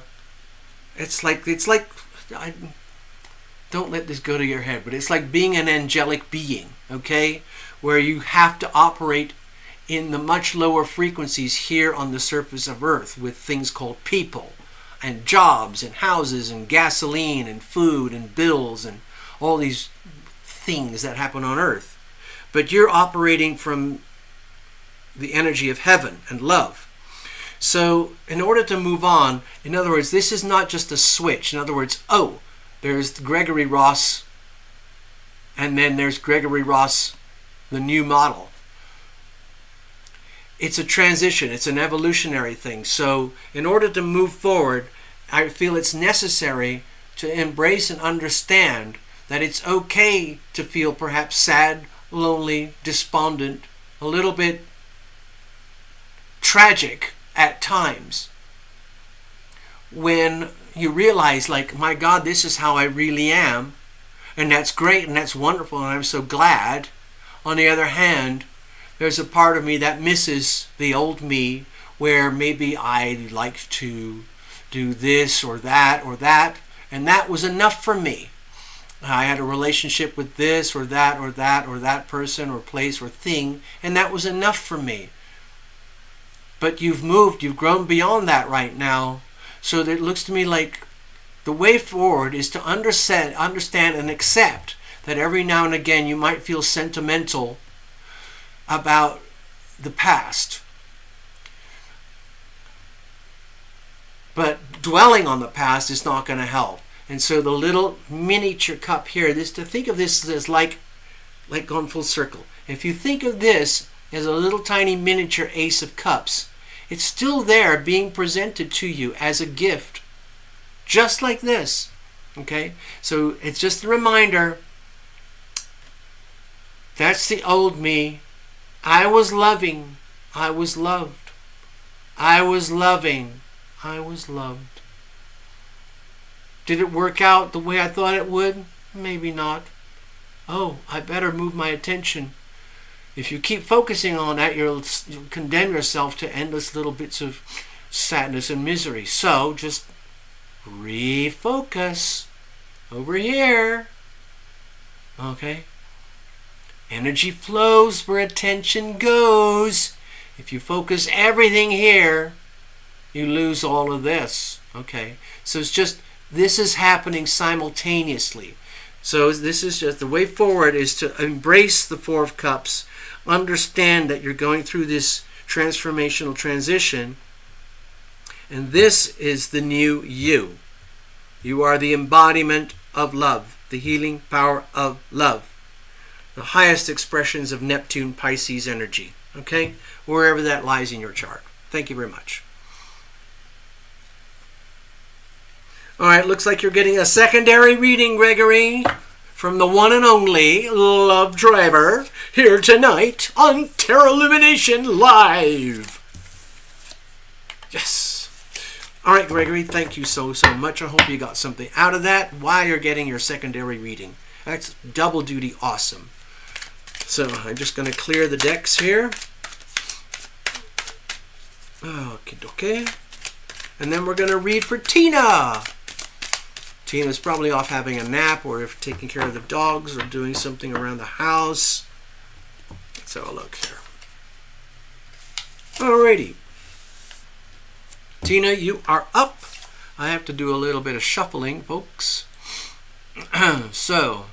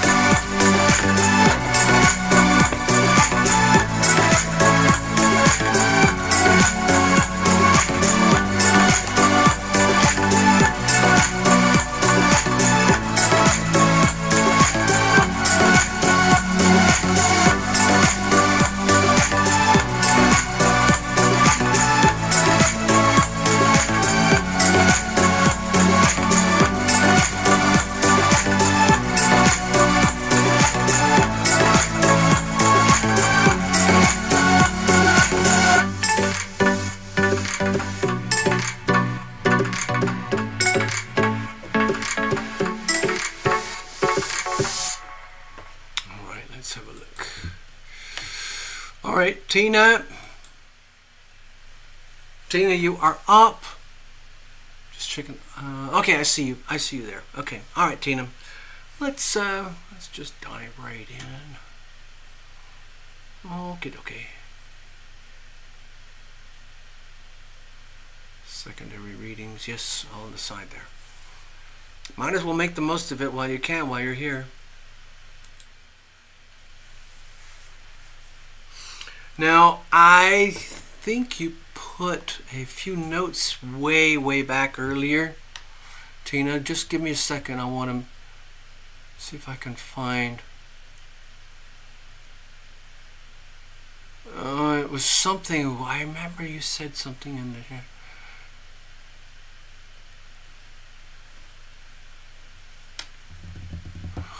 Okay, there it was. Okay, something like that. Well, funny, I got notified a lung function test before disability notified me. How long it's for July 28th? Okay. Is that anything to do with your reading?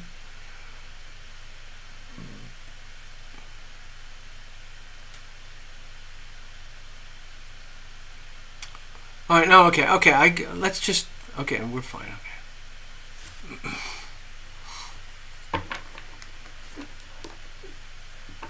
Yeah. General's fine. Oh, okay, fine, okay.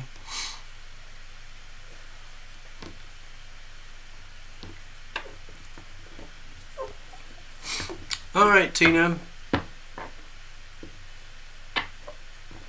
Oh yeah, Love Triber was talking about her destiny readings. She actually uses regular playing cards like you would use in a casino. You know, hearts, kings, spades, diamonds, clubs, and all that kind of stuff. And she works with this guy, I forgot his name, but he used to be an astrologer. Then he crafted his own unique type of, it's not fortune telling, it's a completely different process. It's based around the planets and the movement of the planets, but it's like a precision thing. It's sort of, a lot of the work that Love Triber does is based on something that looks like an ephemeris, okay? Where's the planet here? Where's the planet there? And how does that translate into the cards that this fellow used to create his own particular brand of divination? It's very interesting. It's still you getting a reading, but it's from a different perspective, okay? I like to do my astrology, I like to do my tarot. Some people have other things. Love Triber does this divination through playing cards. All right, here we go.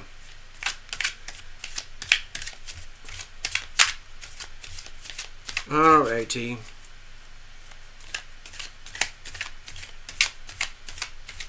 Cards are well shuffled, but I want to go to the last second so that you're a witness, okay, Tina? I have a particular way that I like to shuffle where I go until I'm content, and that's good because we're basically there right now. All right, here we go. So what kind of messages do we have for Tina tonight regarding life in the world and everything? Okay. All right, here we go. Here's the situation. Here's the challenges. And here's how we're going to handle things going forward. Let's have a look. External energies. I like to default to the planets, of course, as you know. Page of Pentacles here. It makes me feel that it's like it makes me feel like you already know this, Tina, but again, it's a reminder, like, to look in the mirror so that you get clarity. It's like you're on a learning path, a path of learning, a path of discovery about a new life and a new world that's unfolding around you, one step at a time. With Pentacles, it's very material, it's very much to do with Taurus, Capricorn, Virgo type energies here on planet Earth, on the planet Earth itself. Earth, air, fire, and water, all the earthly elements. But it's all going through a different lens now. And what does that new lens, that new world look like? What does it look like to have financial stability going forward? What does it look like to have food stability going forward? What does it look like to have health stability, housing stability, transportation stability, communications stability? All those things that constitute a functional life going forward. And what I'm sensing with the Page of Pentacles is that you're already in motion, you're already in action, but you're learning, partly because you have to, you're learning how to reformat everything, one increment at a time. Again, with the material aspects here, we're looking at Saturn. Saturn is in Pisces, so I'm thinking of this as Saturn as your friend, where by tuning into it effectively, which it looks like you're already doing, you are growing and learning on a day-to-day basis in a very methodical, step-by-step manner how to improve and optimize on that list of things that I just mentioned. So that's good news. As far as I'm concerned, that's good news. It's early days. And it's just think of it as a new journey, new chapter going forward, where this is going to be a major theme in your life going forward now.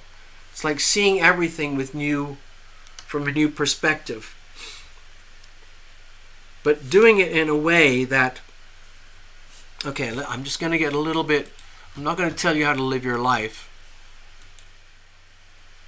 But what it makes me feel like is that it's time for you to take care of you and make yourself number one. Okay? Love thyself. You're a compassion junkie. That's well established here on this channel. It's like you can't help yourself. It can be very satisfying to bring love, joy, healing, happiness into other people's lives. But when it gets to the point where it's overdone and it's squandered and it gets blowback onto you, that can be very, very painful and feel very, very unfair and just not right. So it's time to strike the balance. And basically, I mean, this is going to sound, don't take this as rude, but basically to mind your own business. You are number one, okay? You have to be your own number one. Because really no one else is going to do it for you. You have to be your own best advocate for you. Especially with this real compression of planets right now. In Aries, for example, all around the North Node in Aries. It's really time for you to be you. No apologies. Got to put yourself first in all these different situations. Whatever it might be. Health, housing, finance, transportation, communications. All of it. Everything. Every physical aspect of your life. And it might feel like being a little kid, being reborn again. Like, wow, it's like an interesting new perspective direction. I never knew or thought I could live my life like that. It's just, oh, okay. Well, there's lots to learn. Don't try to learn it all at once. Just get up each day and just nibble off one little chunk as you go. Don't overdo it. Don't underdo it. Do it like with Saturn type energy. Methodically, one step at a time, thoroughly. Okay?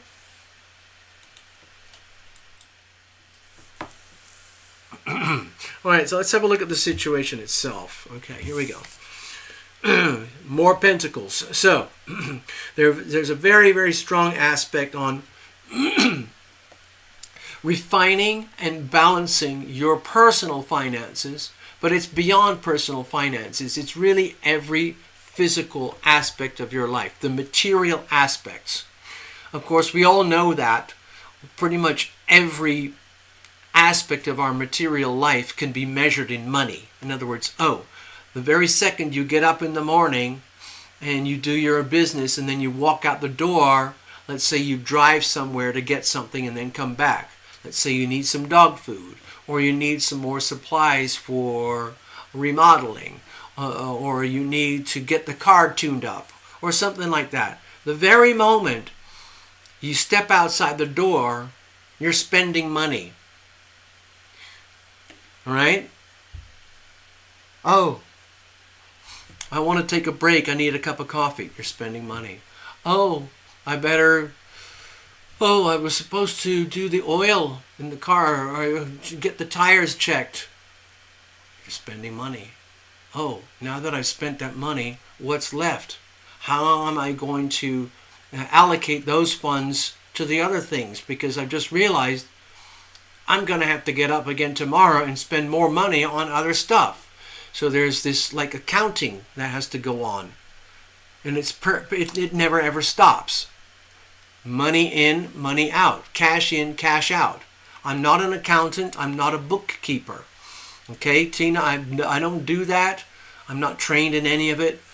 But it makes me feel that right now it's really important to get the finances in order, and you already know that, and you're already working on it, so that everything is in balance. You're not overspending, but you're not being a complete Scrooge and hoarding because of fear. Okay? It's a balancing act. You're living your life, but it's really important not to take any risks. This is a very fine balancing act. Cash flow. Okay, let's put it like that. The subject and the theme here is cash flow. Managing your cash flow. Okay? Because every material aspect of your life can be translated and condensed into cash. Money in, money out. How much of money have I got coming in? How much money is going out? What is the pace? What is the timing of all those things? It's like a very delicate balancing act, and it has to be managed, understood, refined, and learned so that it can be pretty much put on autopilot.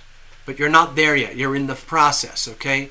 There's a lot of stuff still to learn, a lot of stuff still to manage before this Two of Pentacles can be kind of put onto autopilot where everything is stabilized. You're not there yet. Okay, let's have a look. What's the challenges here? Okay, hold on. There's a little... Do you want to come up, Bubba? Stay there, Tina. Hi, Bubba. Hi, Tina. Bubba, come on. I know you've had a very sleepy, dopey kind of day because of the heat and everything. Check out the water. You're not going to like that one. It's all stinky. I don't think you're going to like this one either, Bubba. You can have a look if you want. Tina, just give Bubba a few minutes. Okay? He's got to do an inspection. He's just making sure that I'm okay. Okay? Making sure I'm doing a proper show, taking care of the clients and doing proper readings, making sure the lighting is proper. All of that stuff, okay? How's everything, Bubba? Okay? Okay. So, Bubba, you know what, Tina? Can you just hang there for a second? I gotta get Bubba a glass of water. That's the only way I can deal with this right now because I know the symptoms. I recognize them. So just please chat amongst yourselves, people. I'm gonna have to do this.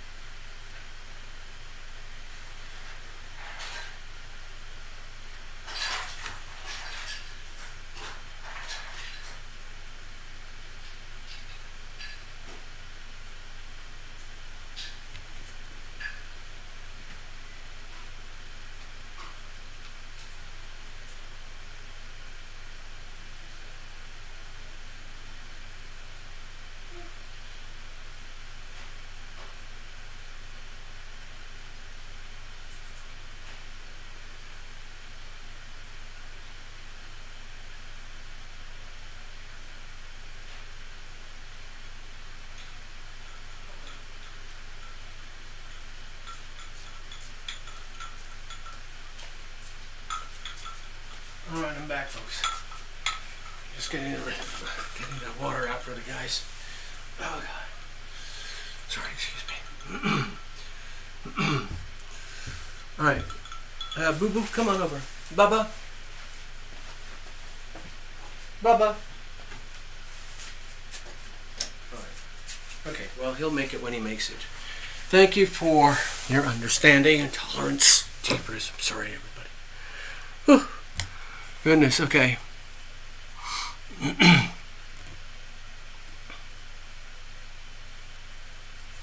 Okay, so I hope everything made sense up to this point, Tina. What are the challenges here? What we're looking at, we've got the Page of Swords. So my feeling here is that the tricky part, there is a really tricky part to this, in that if you had your way, you wouldn't want to be dealing with these kind of subjects and these matters, because in some ways it's kind of tedious and not your, like, if you, let's say you had all this stuff in order and your life was perfectly smooth and finances and all those wonderful things are all sorted out, so you can live this serene life of gentility. Okay? So the Page of Swords here is an indication that you know that there are things that have to be fixed and things that have to be done, but it's like you don't want to call them out on yourself, because that means, oh, I have to take care of these things. Because in some ways, even though you're learning, evolving, and growing from this, in some ways it's really tedious. Having to do all these things like your own bookkeeping, making your finances and all your material aspects your number one concern. Like I've lived in periods of my life, for example, Tina, where all my energy was consumed by something called work or a job. And so I went and did all of that. I put all my life into that work, that job, that relationship, that situation, that lifestyle package deal. And I got my money. And then I just put my money over here, and I trusted. And I realized I trusted people and belief systems and institutions that I should never have trusted. And of course I regret that bitterly to this day. So now I am trying to do something similar to you, or I'm trying to learn more and more about how to stabilize my world physically, materially, financially. The thing is that it's actually really kind of tedious, because I like to be out and about doing things that I love to do. Having to study things on a computer and learn, personal finances and stuff, ugh. And so my feeling is the Page of Swords here in your situation is like, you know damn well this is stuff that has to be understood and dealt with and learned. And then how are you going to do it? The only way to do it is be your own whistleblower on yourself. Which is kind of like, it's kind of, at the end of the day or first thing in the morning, like, oh God, I'm going to have to do it today. It's whatever it is. Maybe it's a Thursday in the middle of summer, and you think, oh my God, today's the day where I have to do this, this, and this, and this with my finances, or my accounting, or my bank, or my whatever it is. And it's just stuff that has to be done, the Saturn stuff. And it's not going to be done unless you take care of it, because you can't outsource your life for these things anymore. It's like you're going to have to be your own custodian, have your own constitution, and be the caretaker, the manager of these very, very important matters. Like you might have been thinking about all sorts of other things before in life, like, oh, I've got to take care of this, I've got to take care of that. Being a professional, not EMT, but when you're in the emergency room, you're dealing with everyone else's SHIT. It's not yours, it's theirs. But now You're at a point in life where it's time to take care of your own business for you. Prioritize yourself first. And that may not be your first choice, because you might want to be out and about doing other things that make you spontaneously feel good. And so effectively you have to get in front of the mirror in the morning and go like, be your own whistleblower. I'm going to have to do this and this and this today. I have to do it because if you don't do it, then you're going to come unglued at the end of the month and there won't be anybody to blame. And so I, as the whistleblower on myself, I am outing you. Let's pretend I'm Tina Miller. I am Tina Miller, and I am outing you, Tina Miller.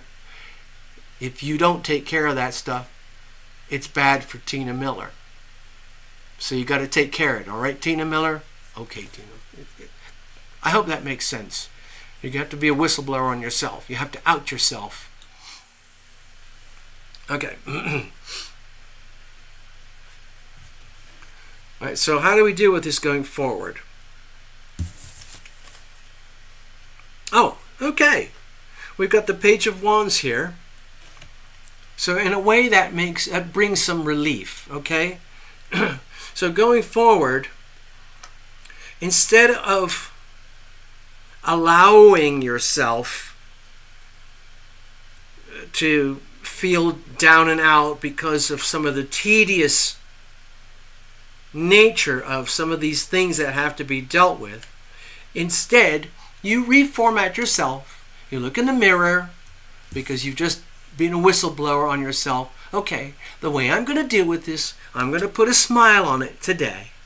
I am going to go forward and make it my mission to take care of myself and my business and my finances, my material world, my house, my world, my car, my animals, my relationships, my activities, my health, everything.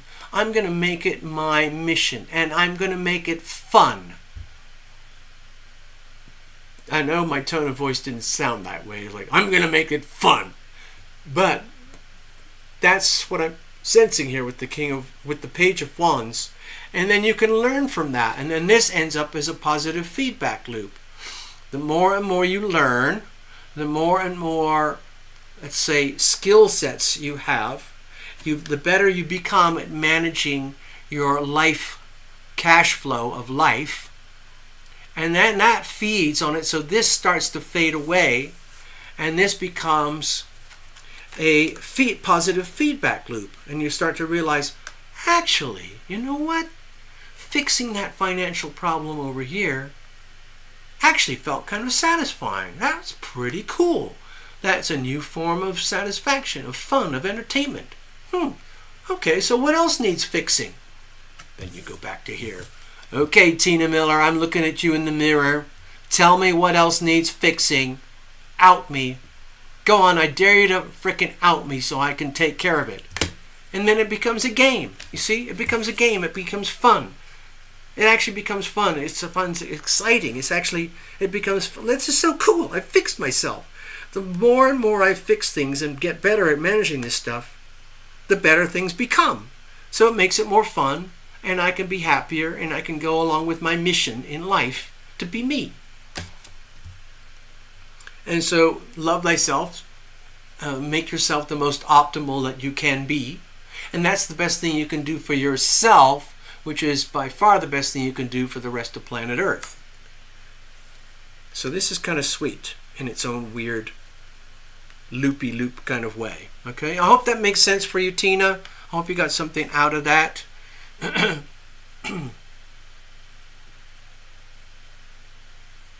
think what I'm going to do right now is I'm going to shuffle this up a little bit, and then